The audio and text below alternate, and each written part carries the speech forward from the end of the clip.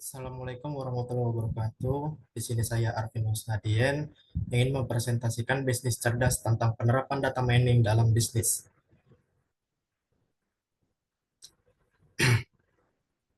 Nah, di pembahasan kali ini ada 4 tahapan yang akan kita analisis dan kita pelajari. Yang pertama yaitu mengenai pengertian bisnis cerdas, pengertian data mining untuk bisnis dan konsep data mining. Nah, pengertian bisnis cerdas ini cuplikannya seperti bisnis cerdas yang dimana merupakan pendekatan dalam menjalankan dan memanfaatkan teknologi dalam membuat keputusan yang lebih baik dalam bisnis sehingga lebih cepat dan efektif sesuai dengan tren dan kebutuhan pasar. Dan yang kedua, pengertian data mining.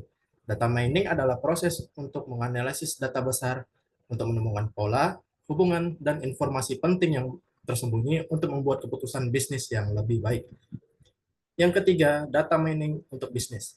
Data mining untuk bisnis merupakan proses menganalisis data bisnis besar untuk membantu bisnis dalam memahami perilaku pelanggan, mengoptimalkan operasi, dan mengidentifikasi peluang baru untuk meningkatkan keuntungan dan efisiensi. Dan pembahasan yang keempat yaitu konsep data mining. Penerapannya seperti apa? Seperti penerapan konsep dengan data mining dalam mengembangkan bisnis yang akurat dan besar sesuai dengan analisa jumlah data yang sangat banyak dan menjadi tumbuh dalam jumlah yang eksplosif. Selanjutnya, nah di sini kita akan membahas soal pengertian bisnis cerdas. Bisnis cerdas atau business intelligence merupakan seperangkat proses, arsitektur, dan teknologi yang mengubah data mentah menjadi informasi yang bermakna yang mendorong tindakan bisnis yang menguntungkan. Ini adalah serangkaian perangkat lunak dan layanan untuk mengubah data menjadi kecerdasan dan pengetahuan yang dapat ditindaklanjuti.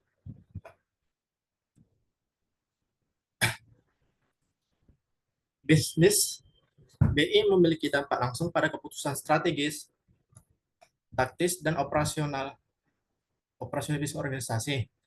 BI mendukung pengambilan keputusan berdasarkan fakta menggunakan data historis pada asumsi dan firasat. BI melakukan analisis data dan membuat laporan ringkasan, data, dashboard, peta, grafik, dan bagan untuk memberi pengguna informasi intelijen terperinci tentang sifat bisnis. Nah, bagaimana bisnis BI bekerja? Tahapan pertama ada pengumpulan data, integrasi data, analisis data, virtualisasi dan pelaporan data, pengambilan keputusan dan tindakan, perbaikan berkelanjutan yang terakhir. Nah, apa sih pokok-pokoknya? Yang pertama, pengumpulan data. Pengumpulan data dikumpulkan dari berbagai sumber, termasuk sistem internal seperti ERP atau CRM dan database keuangan serta sumber eksternal seperti media sosial, riset pasar, atau laporan industri. Yang kedua ada integrasi data. Data yang dikumpulkan kemudian diintegrasikan dan dikonsolidasikan untuk membuat penyimpanan data yang terpadu dan konsisten. Biasanya data warehouse atau lake, data lake. Langkah ini seringkali melibatkan pembersihan data, deduplikasi, dan transformasi untuk memastikan kualitas dan kompatibilitas data. Yang ketiga ada analisis data menggunakan alat dan teknik ya, menggunakan alat dan teknik analisis canggih seperti pengembangan data, pembelajaran mesin, dan analisis statistik data diintegrasi diperiksa untuk mengungkap pola, tren, dan polarisasi tersembunyi. Wawasan ini dapat digunakan untuk mengungkap pola, tren, dan korelasi tersembunyi.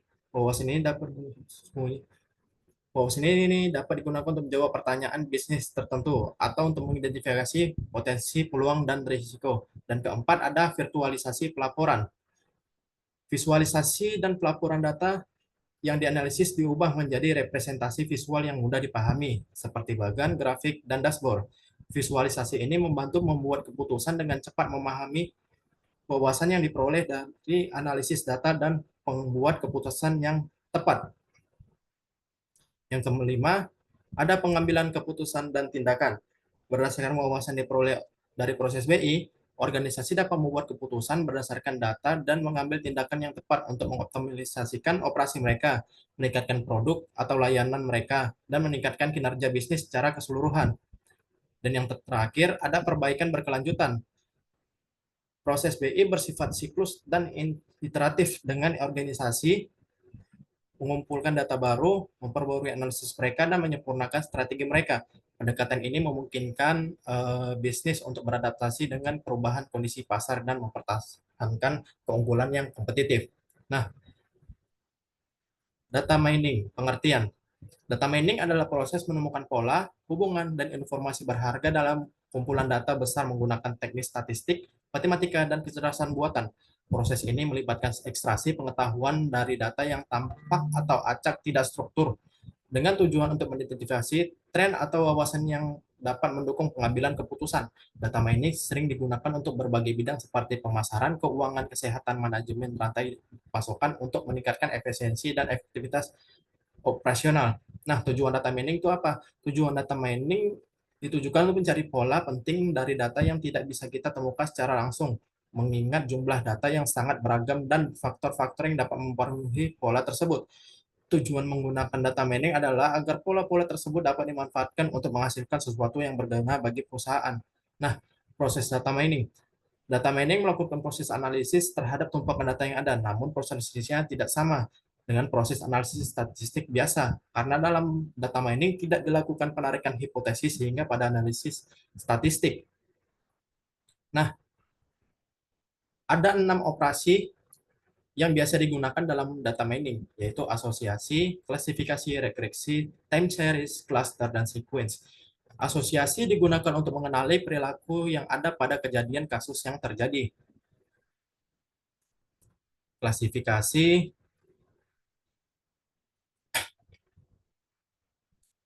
Klasifikasi digunakan untuk mengenali perilaku atribut dari kelompok yang telah dibuat.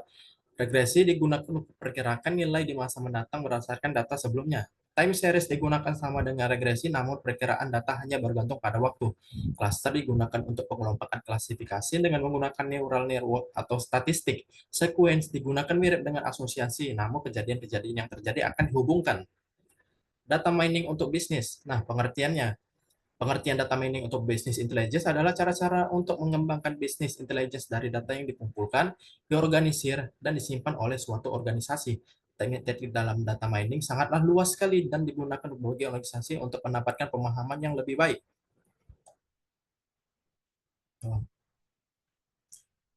Yang lebih baik mengenai pelanggan dan cara kerja mereka dan untuk menyelesaikan berbagai masalah organisasi yang sangat kompleks. Nah,